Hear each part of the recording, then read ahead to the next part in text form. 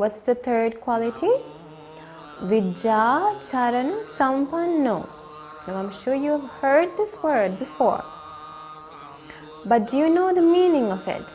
Vidya Charana Sampanno means the Supreme Buddha has clear knowledge. And the Supreme Buddha is perfect in his behavior. The Supreme Buddha has clear knowledge, and the Supreme Buddha lives, his behavior is according to that knowledge.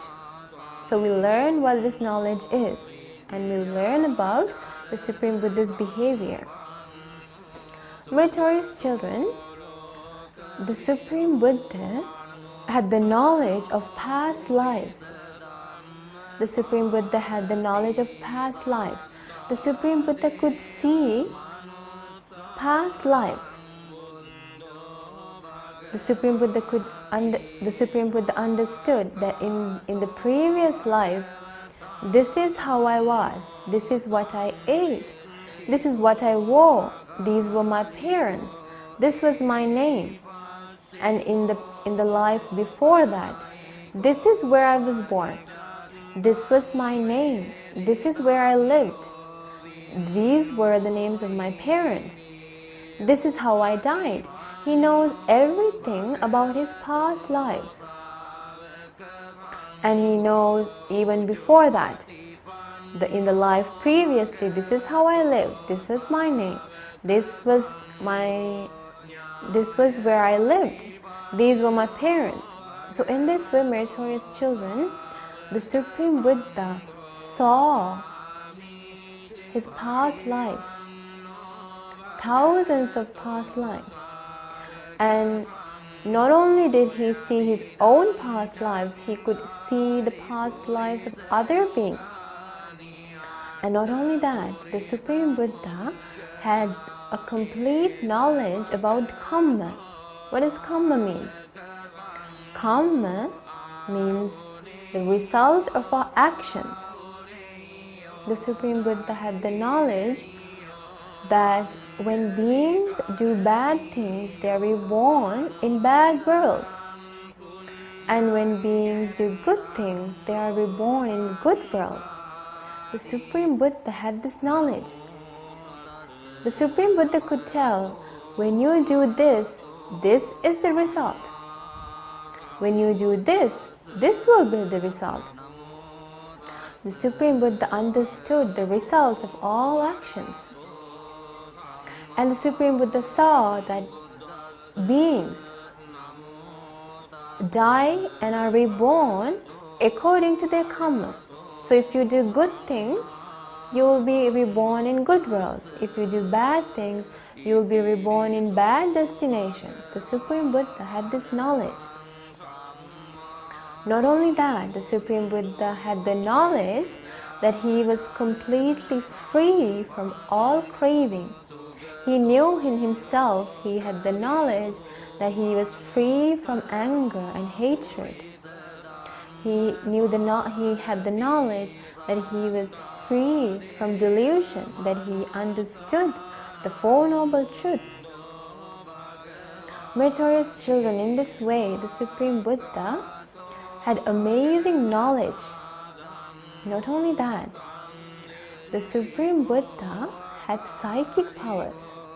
What did the Supreme Buddha have? The Supreme Buddha had psychic powers. Now, how do you get psychic powers? You must wonder. Meritorious children, when you develop this mind by meditation, when you develop this mind and concentrate this mind, when you develop it, you're able to gain psychic powers. Remember, the Supreme Buddha practiced meditation. He developed his mind, and so the Supreme Buddha has amazing psychic powers. The Supreme Buddha can appear and disappear at any moment. The Supreme Buddha could be here at this moment, and if he wishes, he could vanish in a second. It was a psychic power. And appearing as one person, the Supreme Buddha could appear as many people. He could create many people. And appearing as thousands of people, in a second, he can turn into just a single person. These are psychic powers. Not only that, meritorious children, the Supreme Buddha could travel in the sky like a bird. The Supreme Buddha could sit in a cross-legged posture and travel in the sky like a bird. It was a psychic power that the Supreme Buddha gained by developing his mind. And not only that, what's amazing is that the Supreme Buddha could go through solid objects like mountains, like walls, without any problem. He could go through walls and mountains as if going through space. Isn't it amazing? This was a quality of the Supreme Buddha. Meritorious children, not only that, the Supreme Buddha could do something amazing. The Supreme Buddha could walk on water. Imagine walking on water. Now we know that when we go into water, if we don't swim, we sink. But the Supreme Buddha could walk on water as if walking on earth. Now it was a result of the Supreme Buddha's amazing wisdom. It was a result of the Supreme Buddha's amazing mind. Not only that, meritorious children, the Supreme Buddha could do something like this. The Supreme Buddha could dive into earth and reappear again from another place, as if diving in water. So suppose the Supreme Buddha was here. At any moment, as he wished, the Supreme Buddha could dive directly into earth and appear again from somewhere else. These were the amazing qualities of the Supreme Buddha. This is known as Vidya Charana Sampanna. So far we talked about the amazing knowledge, the wisdom part of the Supreme Buddha. We said that the Supreme Buddha lived according to his knowledge. Meritorious children, the Supreme Buddha had the best behavior. The Supreme Buddha has the best conduct in this world. He was the most restrained and disciplined in the world. Meritorious children, the Supreme Buddha's life was very beautiful. The Supreme Buddha was very honest. He led a very honest life. Not only that, the Supreme Buddha never said anything that would start a quarrel. Now as children, do you say things to start quarrels or fights? Usually we do, don't we? But the Supreme Buddha never said anything to start fights. Not only that, meritorious children, the Supreme Buddha was a person of his word. He never broke a promise to a person. He always kept his word. Meritorious children, not only that, the Supreme Buddha always promoted peace. When two people were apart, the Supreme Buddha tried to bring them together. And he encouraged people to be friendly. He promoted peace. And the Supreme Buddha always spoke at the right time. Now what does that mean? Now sometimes when two people are talking, we go and disturb them. Right? We don't know the right time to speak, but the Supreme Buddha always knew the right time to speak. The Supreme Buddha always spoke mindfully. In this way, meritorious children, the Supreme Buddha's behavior was very pure, was beautiful. When the Supreme Buddha starts to walk, the Supreme Buddha first keeps his right foot. And when the Supreme Buddha walks, the Supreme Buddha doesn't extend his leg too far. Neither does he put it too near. He walks perfectly. Imagine how beautiful it must have looked when the Supreme Buddha walked with his eyes gazing down. Meritorious children, not only that, when the Supreme Buddha turned back to look, he turns his whole body around.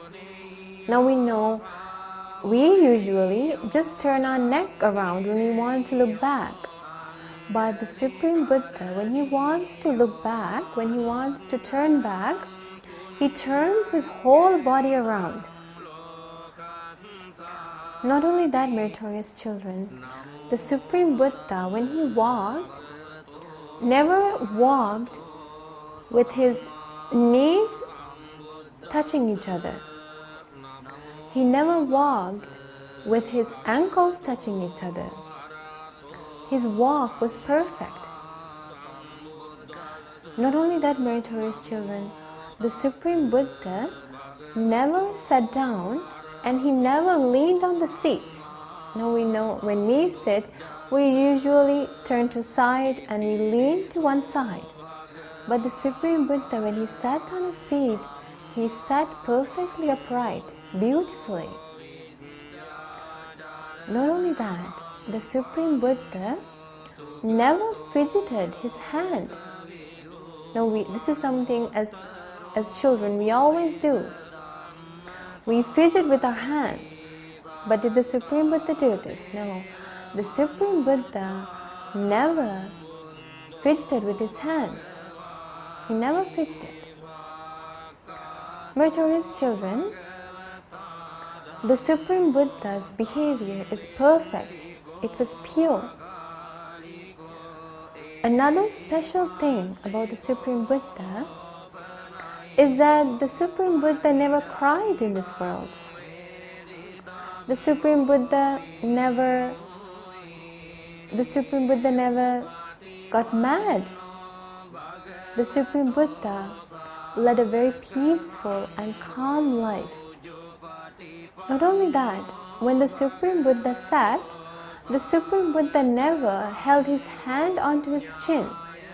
Now remember, sometimes when we think, we put our hand on our chin and we sit.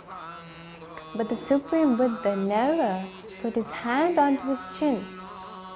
He always sat upright, beautifully.